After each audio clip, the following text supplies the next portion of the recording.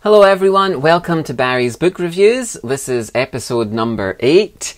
Today I'm reviewing Who Ate Up All the Shinga by Wan suh, translated by Yu Yong-nan and Stephen J. Epstein. It was originally published in Korea in 1992, and the English translation was published in 2009. Park is a best-selling, award-winning, and beloved writer here in Korea. Sadly, she died in 2011 at the age of 80 from cancer.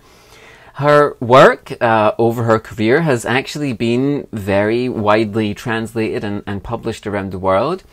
And Who Ate Up All the Shinga is her semi-autobiographical account of growing up in Korea during the Japanese occupation and then during the Korean War. It's a story of oppression, deprivation, and social and political instability.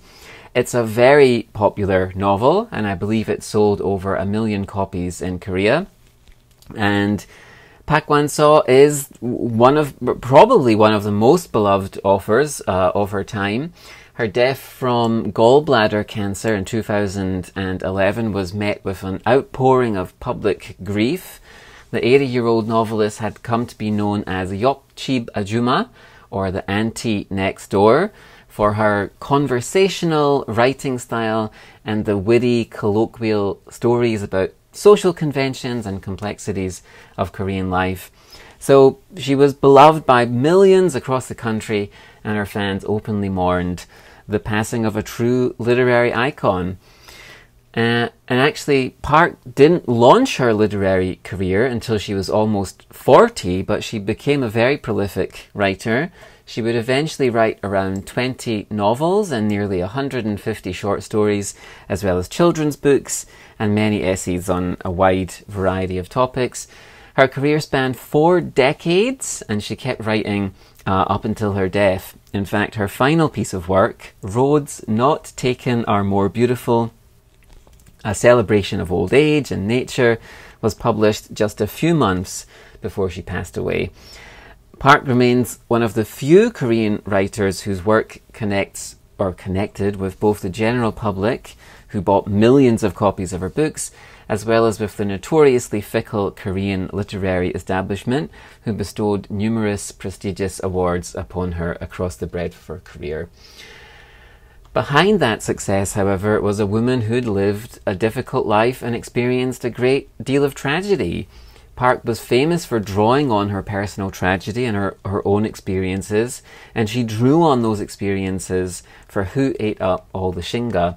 And she really did have a deep well of sadness to draw from and be inspired by.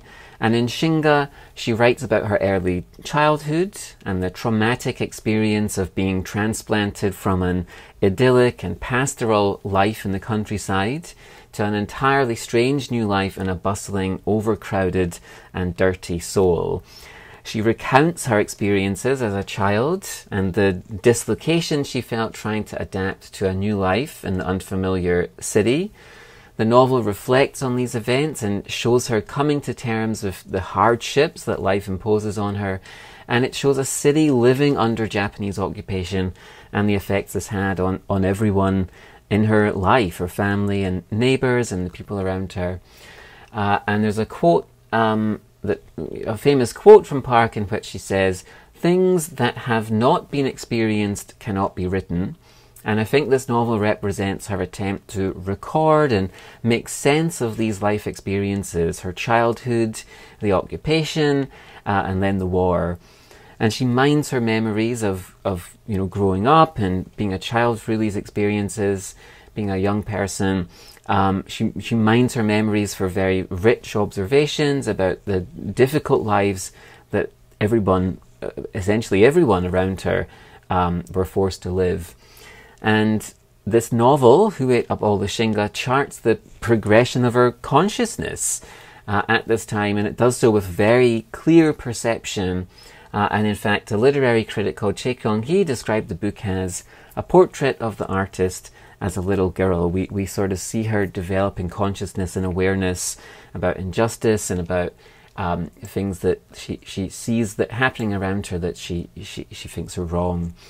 And she, of course, lived through the Korean War. And as you might expect, the upheaval of the war also informs this book. So apart from the lingering trauma of her childhood, this novel also charts her experiences during the Korean War, and there's a particular focus on how the war affected women. And there's one particular striking passage that I want to quote. She says, "For the sake of survival, I had to endure every indignity and act of brutality that you can imagine. What kept me alive amid all the grief was my desire to document life. There were times I had to crawl like a worm. A deep sense of regret that built up into a desire for revenge maintained my last bastion of self-esteem. I wanted to document the injustices of the war. It was at that moment that I realized the value of literature." And those sections of the novel where she's describing her experiences in the war are deeply impactful and frequently very moving. And whether she's writing about life from the point of view of a little girl, of her younger self, or as an older woman, her stories, and this novel in particular, have a rich, lived-in authenticity that is unmistakable. Today's novel was Who Ate Up All the Shinga by Wan Suh.